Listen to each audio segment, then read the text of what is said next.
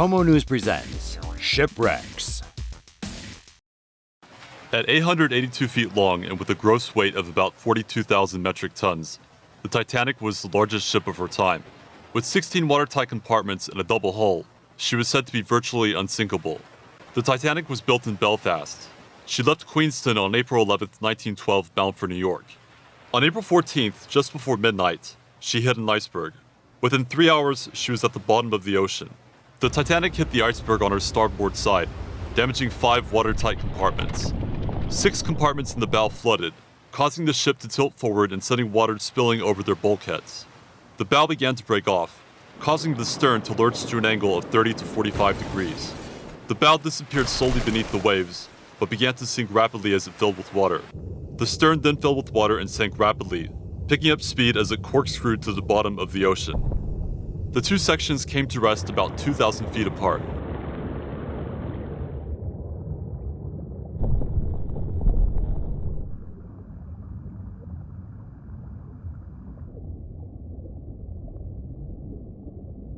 Florida treasure hunters find $4.5 million worth of gold coins.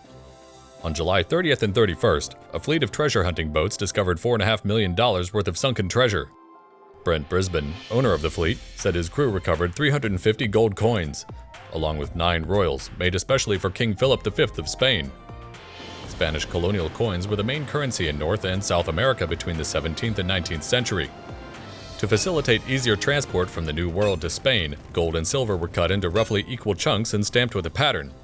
Sometime in the 18th century, special coins called royals were made specifically for King Philip V of Spain, who reigned from 1700 until his death in the year 1746. The royals were different from regular gold coins. Royals were made by pouring molten gold into molds, which resulted in better circular symmetry.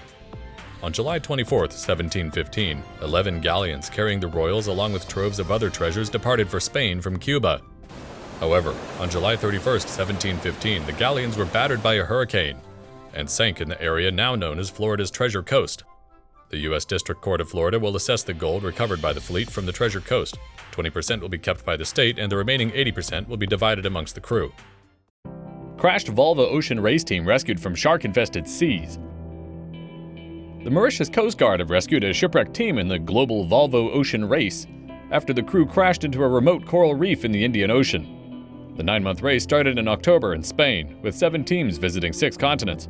The second stage takes competitors from Cape Town to Abu Dhabi. The Danish team ran aground on Saturday after smacking into a coral rock at 35 kilometers per hour. The Vestas wind spun 180 degrees before coming to a halt. The collision smashed both of the vessel's rudders and left the stern severely damaged. An onboard camera captured the moment Vestas wind crashed in the shark-infested waters. All 9 crew members were safe following the collision, but remained aboard for several hours after. They were forced to abandon ship after the stern began taking on water. Led by the Australian skipper, Chris Nicholson, the crew waded through knee-deep water to a dry section of the reef and waited for the Coast Guard to arrive. The crew were taken to a deserted island, Ile de Sud, on Tuesday, and then transported to Mauritius on Wednesday. The crew have retrieved their damaged $6 million yacht and hope to rejoin the next stage of the race in January after repairs are made. Battleship Musashi discovered by philanthropist Paul Allen. The Battleship Musashi was the second ship in the Yamato class of Imperial Japanese World War II warships and was sunk during the Battle of the Shibuya Sea, near Leyte, in October 1944 by American carrier-based aircraft. The Musashi's sister ship, the Yamato, was sunk in April of 1945, around 290 kilometers south of Kyushu. The 2 Yamato-class ships are the largest battleships ever to be constructed. The Musashi was found in the Shibuyan Sea near the Philippines by a deep-sea exploration team funded by Paul Allen, multi-millionaire and co-founder of Microsoft, earlier this month. Paul Allen began searching for the wreck more than 8 years ago. The video was taken with an ROV, remote-operated vehicle, after the wreckage of the Musashi was discovered by another underwater robot. Body found in search for cargo ship sunk in Hurricane Joaquin. The U.S. Coast Guard said its crews found a body and an empty, heavily damaged lifeboat in their search for the cargo ship El Faro, believed to have sunk after it went missing off the Bahamas in Hurricane Joaquin. The cargo ship El Faro departed from Jacksonville, Florida on September 29th. The ship was en route to Puerto Rico with supplies when it lost communication on Thursday near the Crooked Islands in the Bahamas.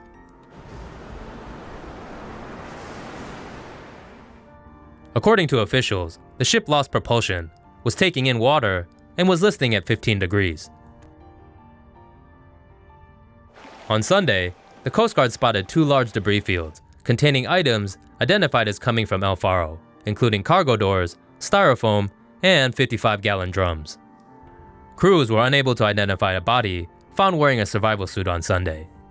The Coast Guard also reported finding life rafts and a heavily damaged lifeboat. Rescuers are no longer looking for the ship, but are continuing the search for survivors, the Coast Guard said in a press conference on Monday. Cargo shipwreck spills tons of oil into sea.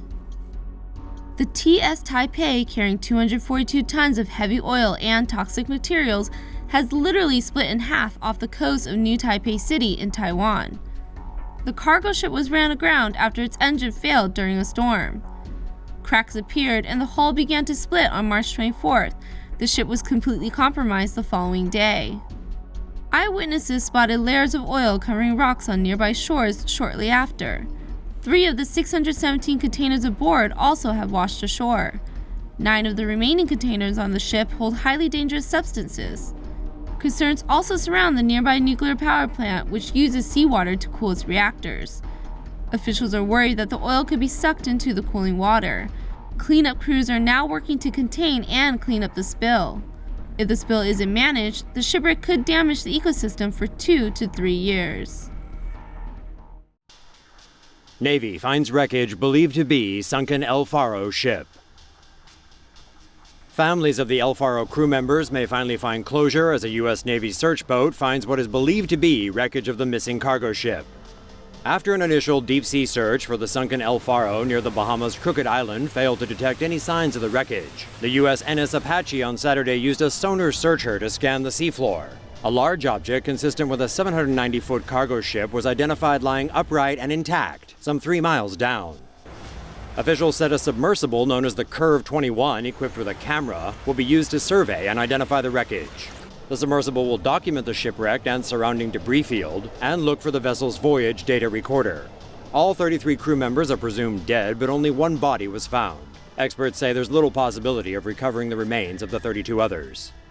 Raising the ship would also prove to be difficult because of the immense pressure in the ocean at that depth.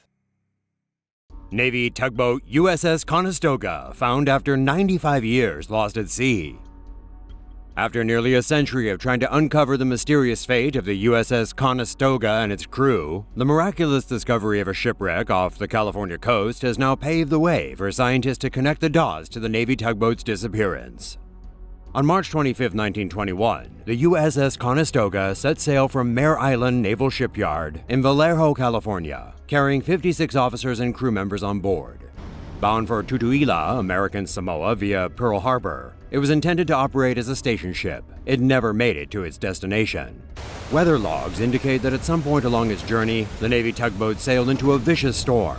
In 2009, the National Oceanic and Atmospheric Administration was measuring the depths of the seafloor using multi-beam sonar technology when it discovered what appeared to be a shipwreck. In 2014, a 2-year investigation commenced, with scientists finding the remains of a vessel 185 feet below the water's surface. The ship was roughly 170 feet long and 26 feet wide, complete with a 12-foot propeller. The ship's steam engine, steering gear, and a naval gun match those of the Conestoga. These remarkable findings have led scientists and the Navy to declare the Conestoga found and the mystery solved, hopefully bringing closure to the families of the lost souls once on board. Based on the location of the wreck, the Conestoga barely managed to travel 24 miles after departing from California's Golden Gate Strait. It sank within the first 24 hours of the expedition, roughly 3 miles from southeast Farallon Island. The remains of the ship are now home to a thriving ecosystem of sea creatures, and while many questions surrounding its past have finally been answered, what became of the crew is still anyone's guess. No traces of any bodies were ever recovered. At least 4 dead in whale-watching boat accident. A whale-watching tour off the tranquil coast of Vancouver Island turned tragic on Sunday, with at least 4 people now confirmed to have lost their lives. 27 passengers were on board a Canadian whale-watching vessel operating from a dock in Tofino, BC, on the afternoon of Sunday, October 25th. As it sailed west of British Columbia's Vargas Island, the boat reportedly struck rocks and began to sink sometime before 4 p.m. on Sunday. It's unknown at this point how fast the vessel went down. A local water taxi company was the first to respond, sending out boats to pull victims from the water and ferry them back to the dock in Tofino. 4 victims were taken to hospital while 5 were treated for exposure by paramedics. Roughly an hour after the sinking, paramedics confirmed that 4 victims had died. Reports say the number of fatalities could climb as not all passengers have yet been accounted for. Media reports said the vessel was operated by Jamie's Whaling Station and Adventure Centers, but the company has not confirmed these reports. Both the company and authorities said that they will release more information as it becomes available. Elaborate operation to raise Costa Concordia begins. 2.5 years after the crash off the island of Giglio, the Costa Concordia is finally going to be refloated and towed away for scrapping today.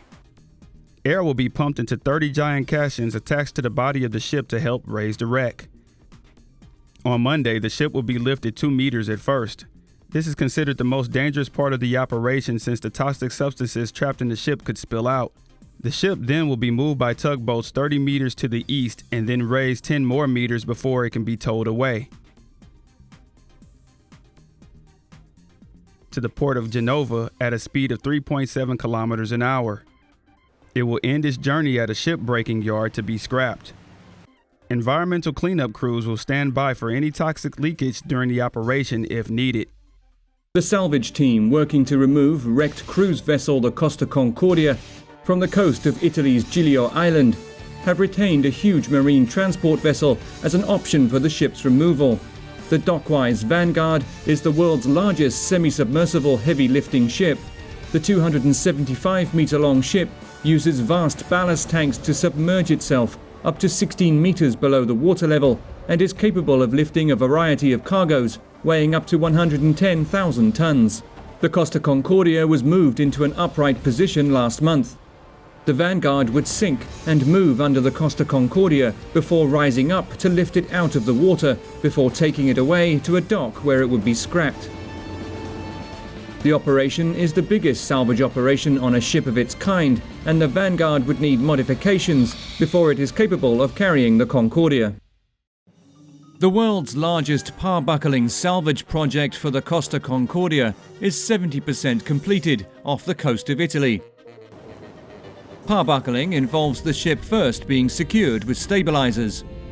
Watertight boxes called caissons are fixed to the side of the ship. The opposing pull of the caissons and stabilizers pulls the ship upright.